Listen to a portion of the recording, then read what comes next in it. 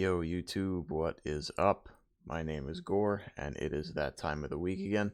Time to get into some college football picks plus NFL picks, which I will have that video up probably tomorrow. But today is for the world of college football. It is week 3 already. I say this all the time, every football season. Enjoy it for every minute, because at the end of play this Saturday, we will already be 25% of the way through the college football season. It goes by fast. It's great. It's great every week, but boy, does it fly by. So enjoy it while you got it, because it's a short season. As far as where we stand, as you can see up here, I am 11-9 on the year through 2 weeks. I typically do this. I get off to slow starts. I kind of get aggressive with upsets, and then I wind up picking the wrong ones and get off to kind of a slow start. So hopefully we can keep, get a bounce back going, so to speak. I need a big week. I'm only in the 52nd percentile. I kind of shoot for the 75th percentile every year at a minimum. Like if I finish in the 75th percentile for the season, I've picked pretty well, generally speaking. So we need to do some work for the rest of the year to get some things going. So with that said, we've got a week 3 slate of games here that we're going to pick. Going to get right into them, and then I've chosen a few other games that are not in the pick'em for the week that I think are intriguing and worth a couple of thoughts. So give me a like on this video if you enjoy it. Drop a comment. Let me know how you're doing in the pick'em so far.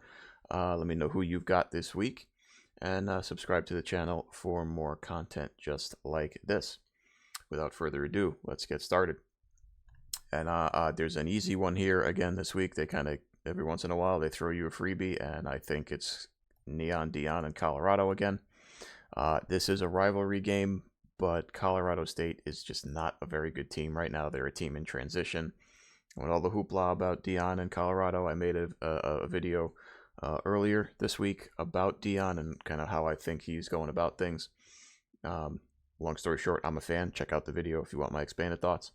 But I think Colorado's just rolling right now, and like I said, the schedule after this gets much tougher. So we'll measure up Colorado in the next couple of weeks for sure. But you can't argue with how they're playing right now. They're playing good ball. Colorado State's just not a very good team. I think the line on this is a big line too. So give me Colorado with the max 10 points. And I think we could get off. I blew it last week. I said last week, horns down. I did all the Texas bit, and I picked Alabama, and then they roasted them. So we lost our max point game last week. I'm looking for a rebound there, and I think I can get it here with Colorado. The next game I'm going to put as my number 9 selection here, I'm going to do North Carolina to beat Minnesota. I feel pretty good about that. I don't think Minnesota has the offensive firepower to hang with North Carolina. North Carolina has been a bit of a surprise for me this year, not necessarily from the offense, because I know Drake May is really good. I know they're going to put up points. They've got talented players on that side of the ball. It is their defense that has surprised me a little bit. They've been able to make some plays defensively, and they've looked good as a result through 2 weeks. So give me North Carolina to beat Minnesota. And get off to a hot 3-0 start. Now, Minnesota can be a pesky team at times, especially defensively, but like I said, I don't see it on the offensive side of the ball just yet, and I don't think they're going to go on the road and scare North Carolina here. So with that being said, let's move on again. We'll do our number 8 pick, and I generally don't like throwing a lot of points on Rutgers usually, but you know what? They're playing pretty good, and I think they get a nice matchup here with a Virginia Tech team that's just not very good offensively. So I'll take Rutgers here at the 8 points. Greg Schiano bringing Rutgers back into the fold a bit in the Big Ten. He's doing a good job. We know he's a good coach. We know he's had success there at Rutgers prior. I put some points on him. Obviously, in week 1, I think we picked them over Northwestern. They've looked okay. They've looked pretty good. I don't really like much about Virginia Tech. They struggled last week. So I like Rutgers here, and I'll just bite the bullet because there's some other games here that I don't necessarily like putting points on so much. So if I feel good about Rutgers, I'm just going to put the points on them and move along to the next game. which is it's gonna be a funny one. I am gonna throw points on Fresno State here on the road at Arizona State. I tried picking Arizona State last week in a sneaky little late night upset against Oklahoma State. Didn't work out. It was a competitive game. Oklahoma State pulled away in the fourth quarter, but Arizona State didn't get the job done. I picked against Fresno State week one against Purdue and got burned by it. And I'm not going to do that again. This time I'm going to take Fresno State on the road to upset a Power 5 team. They're good. They've got a good offense. Mikey Keene is the transfer from UCF. They've got good players on the offensive side of the ball, and they're much better than you think defensively from a non-Power 5 team. Fresno's a good school, and it's a good team, and I like them to get the win against Arizona State. Let's move forward here. Now, it starts getting a bit tricky with some of these games. Some of these are big rivalries, which I'm looking forward to getting into in a sec here. But I'm going to go with a pretty solid Kansas State team here. I'll put 6 points on them to beat Missouri. But I do understand that for Kansas State, this is kind of their first real game. They haven't played any level of competition just yet. Missouri's off to a 2-0 start as well. This could be a tricky spot for Kansas State, could be a slow start type situation, but they are a solid team. Chris Kleiman is a good coach. Will Howard and that offense, I think they're going to do enough to win the game, although I do think, Missouri, this is a tricky spot because they haven't really played anybody yet, and Missouri, to be fair, Brady Cook's still throwing the ball around. They've got a lot of weapons offensively. Their wide receiving core is good, and it's Kansas State's first really major road test of the year out of conference against an SEC team. I'm going to pick them to win, but I think this is another one that I'm kind of, I'm just putting points on it because I don't like the other games all that much. But I think this could be a bit of a tricky spot for me. But we'll see. Next game up, I am going to go with, these start getting into rivalries and being tougher games to pick. I'm going to go Tennessee to beat Florida. The only thing that's preventing me from putting more points on this game is the fact that Tennessee hasn't won there in forever. Whether they're good, bad, or indifferent, they just don't win there. But I think this is the year. If they were ever going to do it, Tennessee, this is the year. They're still who they are offensively. All right, Joe Milton has played fairly well. I wasn't sure how they would transition from Hendon Hooker to Joe Milton, but it's been okay so far, pretty good. Florida is a mess. I don't know what they are really yet, and I don't know that Florida knows what they are. So there's a bit of an identity crisis going on there, and I don't know really where the program is at. So if there was ever a chance for Tennessee to go in there and finally win a football game, this might be the perfect year to do it, and I will put a few points on it. I'll put 5 points on Tennessee to go in there and finally get that Florida win on the road. So we've got a couple of games left. Where am I looking at next here? It's getting tougher. I am tremendously frustrated with Houston.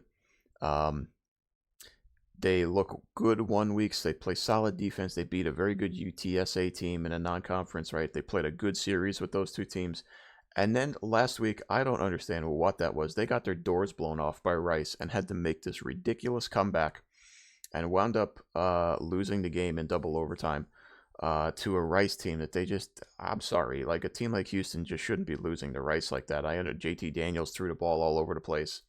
But Houston is so inconsistent, it's really frustrating. So I'm going to take TCU maybe after the loss. Maybe they're kind of figuring it out a little bit.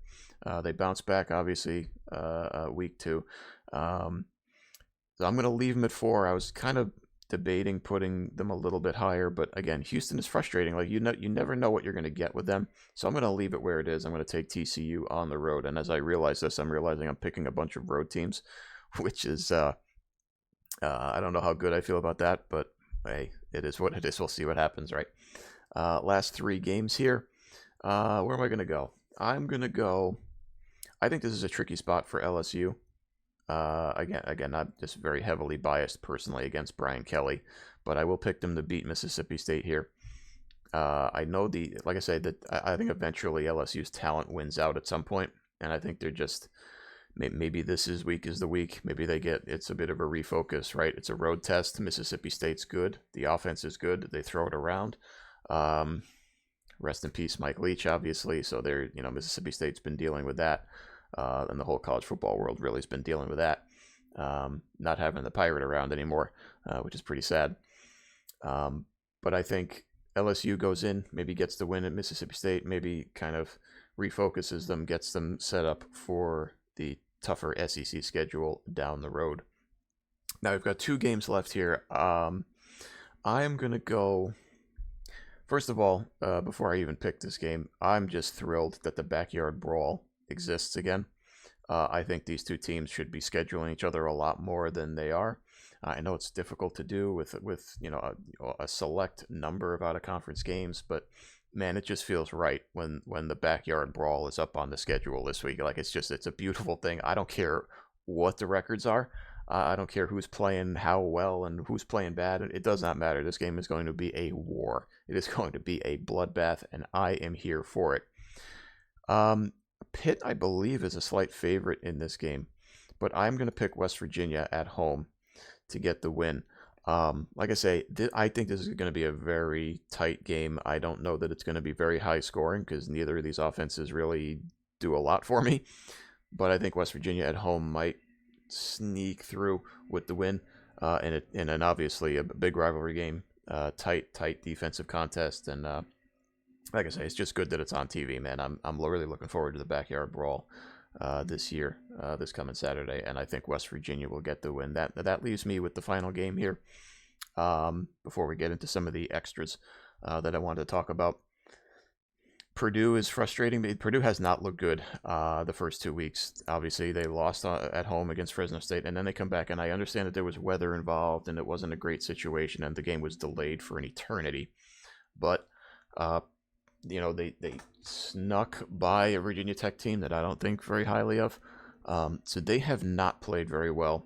Syracuse hasn't played anybody, right? Syracuse has, they're 2-0, but they really haven't played any solid level of competition yet, and I'm not exactly sold. I know that Garrett Schrader, I know the offense is good, and Dino Babers, to be fair, Dino's a good coach. I like what he's done with Syracuse, and he's done a very, very good job with them. He's a good head coach. I've been burned by Purdue, so I'm a bit jaded, but I think I'm going back to the well here. I think I'm going to pick Purdue at home, just simply because it's been a lighter schedule for Syracuse. Now they're on the road. And honestly, I don't know. I just have a feeling about Purdue for some reason. And if I get burned again, well, I'll just rant and rave in next week's video about Purdue. So I think that's going to be our picks for this week. Colorado 10, North Carolina 9, Rutgers 8, Fresno State 7, K-State 6, Tennessee 5, TCU 4, LSU at 3, the backyard brawl, West Virginia at 2, and Purdue, the little one with the 1-pointer there. So that is my ESPN Pick'em picks for the week. Now let's move to some 2 or 3 other games that I kind of wanted to just mention, and I apologize, it's ESPN's website, so you're going to get white screened here, so I'll just try to be quick with these. The first game up is BYU at Arkansas. I think it's a shame in general that BYU is joining a conference. I think it's better. I like independence because it allows them to schedule who they want, and you get these kind of cool matchups during the season. So BYU goes to Arkansas. As you can see, Arkansas is favored by 8, or it's over there. Arkansas is favored by 8. Tough game to call for me. It's a good thing I'm not picking it because I would have a tough time with it. Keaton Slovis is the BYU quarterback now that Jaron Hall is gone. I think they can hang with Arkansas. I think Arkansas, maybe being at home, maybe they'll get the win here. But I do like this game from a competitive standpoint. I think it's going to be a good one. And I think maybe if I had to give you a slight edge, I might lean Arkansas. But a good one to watch on Saturday, BYU at Arkansas. And like I say, unfortunately, BYU is joining a conference next year, so it's kind of removes some of that, the good scheduling out of conference. But what can you do? Such is the realignment world, right? The second game I want to talk about today, and I can't believe I'm doing this, right? Like, I'm back at San Diego State again, right? They go to Oregon State. Funnily enough, so Oregon State's played, they played okay. They played pretty good, but it's, again, hard to judge because they haven't played solid competition. I think DJ Uiagalelei is probably going to be under a bit more scrutiny as the competition gets tougher. And this is a step up for them, right? Obviously, a San Diego State team that will defend. So if DJ does not play well, San Diego State's going to be in this game. The line on this game, I don't think is right. 24 points for Oregon. I mean, I think it's perfectly reasonable to suggest that San Diego State will be in this game. I think Oregon State, again, if you're asking for a bonus pick, I think Oregon State will win it. But again, I think this is going to be a sneaky competitive game because of the way San Diego State plays. And if DJ doesn't take another step and develop some more, I definitely think San Diego State is going to be in this game. Another one to watch on Saturday. And then I want to just throw this one in here just as a little extra because, look, I said what I said about Texas last week. I was like, I don't believe in them. I'll believe it when I see it, right? I'll believe when I see it. I thought their best shot to beat Alabama was last year. I'll believe it when I see it. Well, guess what? We all saw it. We all saw it last week. They went in there and really, really handled Alabama. They cleaned them out. It was impressive. You know, I get annoyed with the horns and the hooks ups and the Texas is back. I do. It annoys me. But you can objectively say that now with Texas. They played extremely well in a huge game that they were up for, and you could tell how important it was for Steve Sarkisian to get the win against Saban and Alabama. Well, now what? This is a prime spot for a letdown, right? In comes a Wyoming team that is not bad in the non-Power 5, right? The line is 28.5. I don't know about that. I think Texas will do enough to win, right? Especially if Sarkisian coaches them up and gets them refocused. But I do think there's probably going to be some early letdown stuff here. I think Wyoming will stay in this game for a while. I think Texas will win it. But I think, like I say, I think this is a perfect opportunity to go kind of back to sleep a little bit after getting up so much for Alabama. And you come back home in this sleepy kind of game against Wyoming. So be careful, Texas, early. But I do think they're going to win. And now, like I say, so is Texas back? For now, yeah. But we'll see what happens the rest of the year, right? They've got some other games in the conference. And like I say, when Texas wins a conference championship, then we can like really say they're back, right? They impressed the hell out of me last week against Alabama. I didn't see it coming. They really handled them, and they do have talent everywhere. Xavier Worthy is a freak show. Quinn Ewers can throw the deep ball, looking good. It's just all around A+ from Texas last week. Now, how do they carry it forward? So I think that's going to do it for this video, guys. I thank you very much for watching. Like I say, give me a like, give me a comment, give me a subscribe. Let me know what's going on, how you're picking. And I will see you guys in the next video. Peace.